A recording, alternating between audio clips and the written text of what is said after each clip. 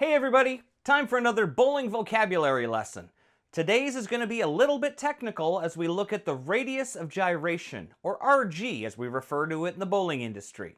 Now the radius of gyration of a bowling ball core refers to how the mass is distributed within the ball, particularly how the mass spreads out from the center of rotation.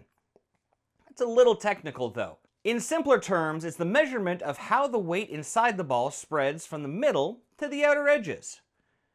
Now when you throw a bowling ball, it spins as it goes down the lane. The measurement of the radius of gyration helps to understand how easily the ball will rotate or turn as it spins.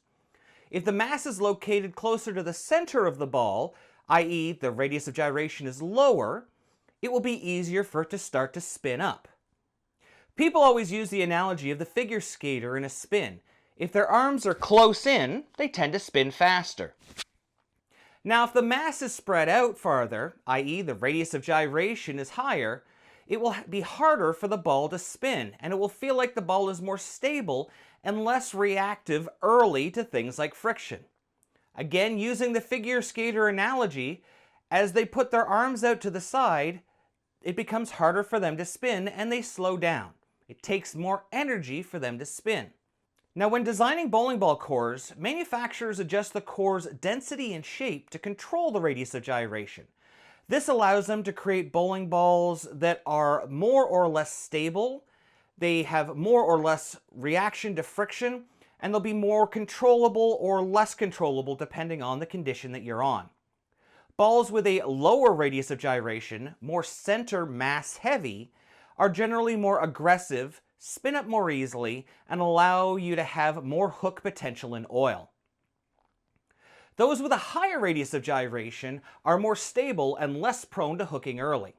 These are used when the lanes become more difficult due to high friction, or you need more distance before the ball begins to start to spin up and hook. This is advantageous to people with low ball speed, are rev dominant, or are faced with high friction lane surfaces.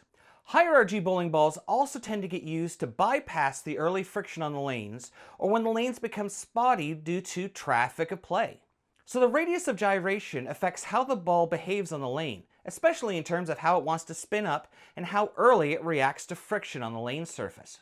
So what are the categories of RG? We always hear people talking about high RG or low RG balls, but what does it actually mean?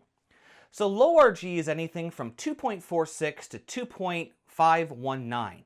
This is generally where our benchmark and our heavy oil balls tend to be. Medium RG are our cores that go from 2.52 to 2.549. These are balls with a little bit more length.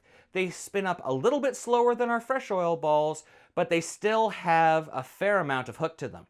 Pieces in this category include the Rotogrip Hustle, the Hammer Raw, and even the Brunswick Rhino. Now when we talk about high RG balls, we talk about balls that are going to go way down lane. Things that aren't going to respond to friction quickly, and something that we can get down lane and still have it get through the pins. So we're talking about balls like the Track Tundra Fire, the Brunswick Ivory Rhino, the Hammer Anger, and one of the most popular, the Storm High Road. Even your spare ball is high RG, where the T-zone comes in at 2.715. Last, the RG numbers are affected by the layouts we use. We can slightly raise or lower the RG of a ball based on where we drill into it and how deep the holes are. Until next time, guys, we'll see you laneside.